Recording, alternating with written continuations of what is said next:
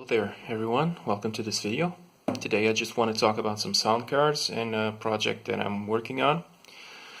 So basically on my 386 I have an original Game Blaster installed with the Sound Blaster Pro CT1330B, that's the dual OPL2 version, the first Sound Blaster Pro revision.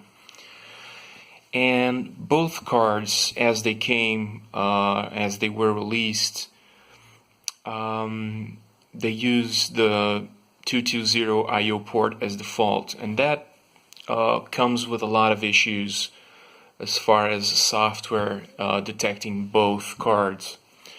So what I decided to do was to go around it by setting this card to port 210, and this one stayed at default 220 because I thought it would be much better to keep this as default, as this one supports so much more games. As some of you might know, the Game Blaster has two Philips SAA chips, square wave tone generators, stereo board with two chips, and then later when Creative released the Sound Blaster, it still included the SAA chips on the first Sound Blaster revision 1.0, so you can still have CMS sound on your Sound Blaster. The problem was because of the way the Philips chips work, and they cannot be read in software, so there's no way to detect the chips through software. So what Creative did was to include a chip, a custom logic chip, which will take care of that. Basically, it will a program will write a value to port 226, and then the cards will store that value on port 22A. That is, if the selection port is on 220, of course. If we change it to, let's say, like I did, to 210, then the ports would change to 216 and 21A. But that's the auto detection routine that some games work. So basically, those games won't work with the Sound Blaster because the Sound Blaster does not have that custom chip, and it probably uses those addresses for something else like DSP, I'm sure. So what I decided to do was, of course, change the Game Blaster to a different port, but that would come with a lot of problems. As most games do not have support to have a port selection option on the setup.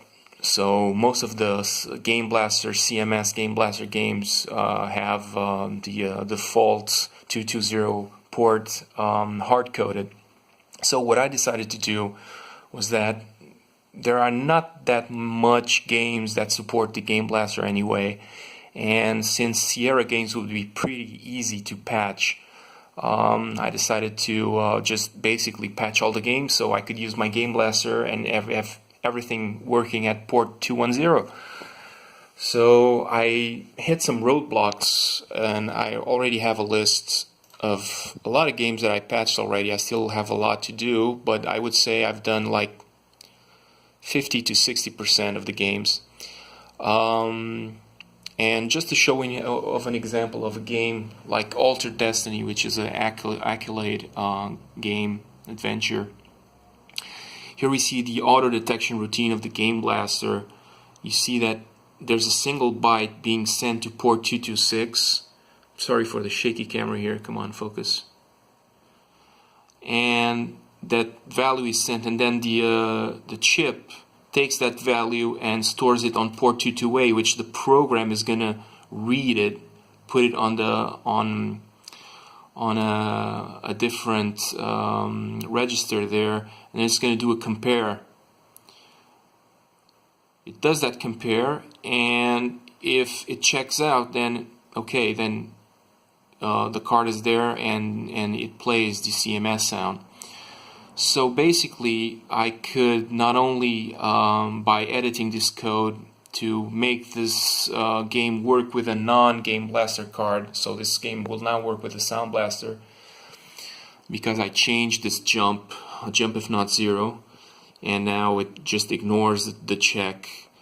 But I also had to edit all the values like 226 or 22A or 220, 221, everything that writes to the Game Blaster port through the custom or the default address, to change it to now my new address, which is 210.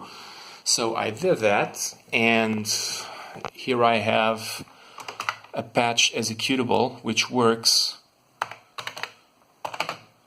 with CMS sounds.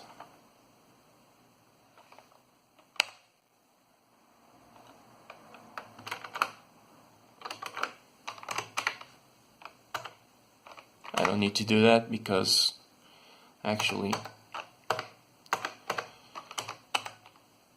I just need to load the batch file, which will load the CMS. There you go.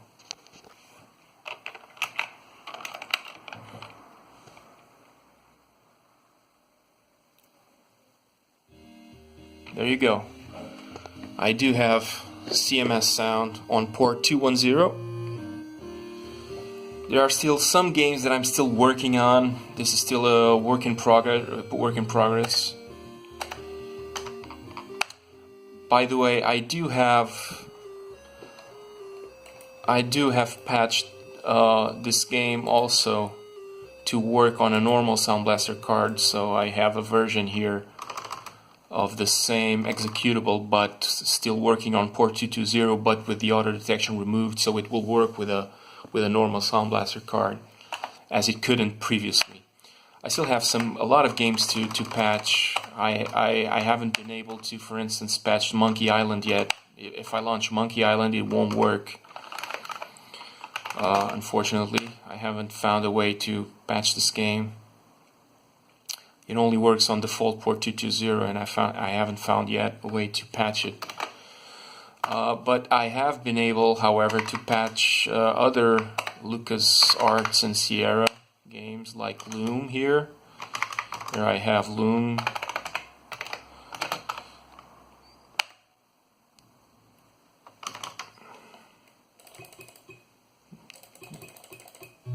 There you go. There's CMS sound.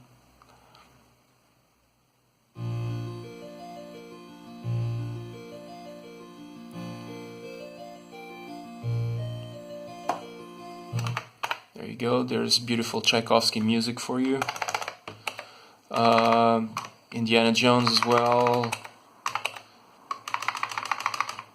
And there are a few select ones here that I haven't been able, like Budokan, I haven't found it yet. But even the most complicated later Sierra games with a newer CMS driver, I've patched that.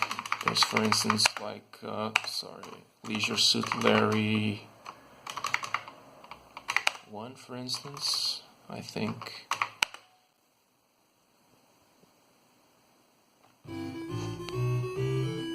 There you go. Very nice stereo music.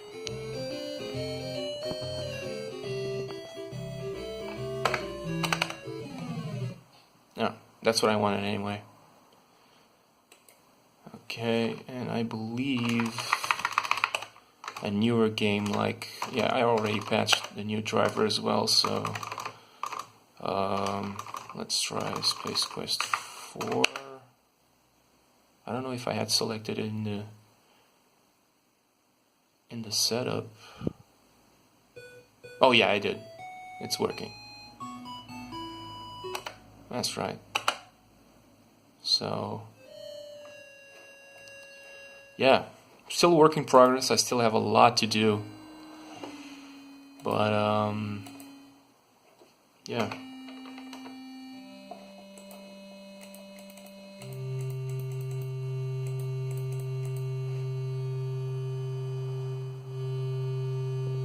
Oh, is it broken?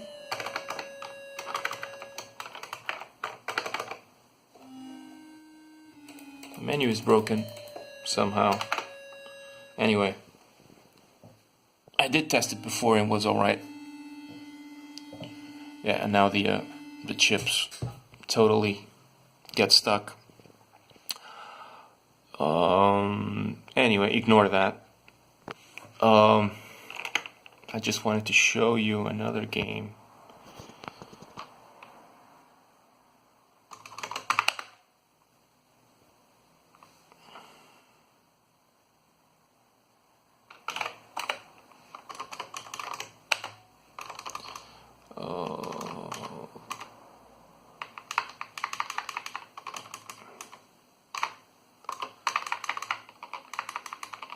Test Drive 3 was a particularly hard one that I had to check a lot of addresses, but it's now working.